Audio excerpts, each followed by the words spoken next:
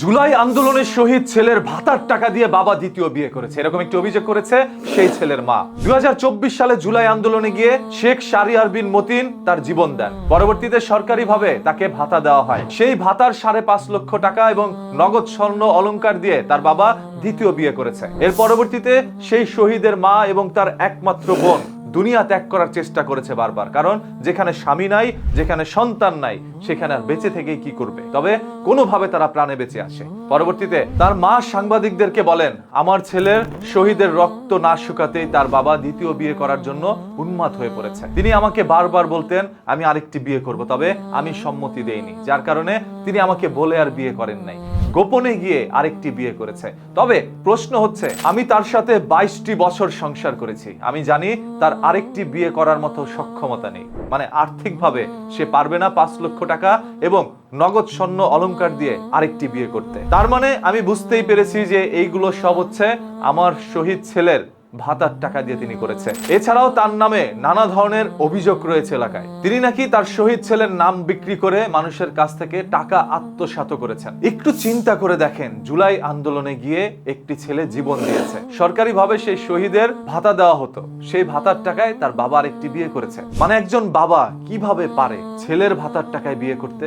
সে আরেকটি বিয়ে করলে কোনো আপত্তি ছিল না যদি ছেলের টাকা এইভাবে ব্যবহার না করত। তবে মায়ের দেওয়া সকল অভিযোগ শহীদ ছেলের বাবা আব্দুল্লাহ আল মতিন অস্বীকার করছেন।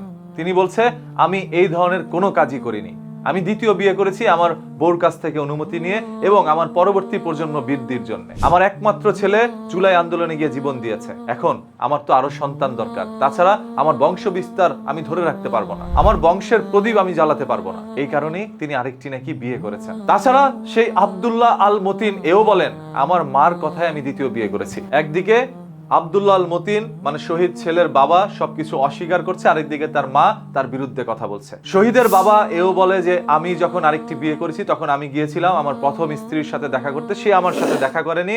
যখন আমি বললাম যে আমার মেয়ের সাথে একটু দেখা করতে দাও, তখনও দেখা করেনি। অন্য কারো হাত ধরে অন্য কারো মাধ্যমে তার ঘরে যখন ঢুকে পড়ে তখন তাকে অপমান করে সে বাসা থেকে বের করে দেওয়া হয়। বুঝতেই পারছেন সেই সংসারের মধ্যে নাজেহাল একটা অবস্থা। 22টি বছর একত্রে সংসার করেছিল তারা। সে 22 বছরের ভালোবাসা যেন এক নিমিষেই শেষ হয়ে গেল। এখন স্ত্রীর দেওয়া অভিযোগগুলো কি আসলে সত্য, নাকি আব্দুল্লাহ আল মতিন বা শহীদের বাবাকে ফাঁসানোর চেষ্টা করা হচ্ছে? দ্বিতীয় বিয়ে করার কারণে কি স্বামীর বিরুদ্ধে স্ত্রী ভুল অভিযোগগুলো তুলে ধরছেন বা মিথ্যা অভিযোগ তুলে ধরছেন, নাকি আসলে শহীদ ছেলের ভাতার টাকা দিয়েই বাবা দ্বিতীয় বিয়ে করেছেন? যদি এটা হয়ে থাকে তাহলে আমরা সেটার শাস্তি চাই।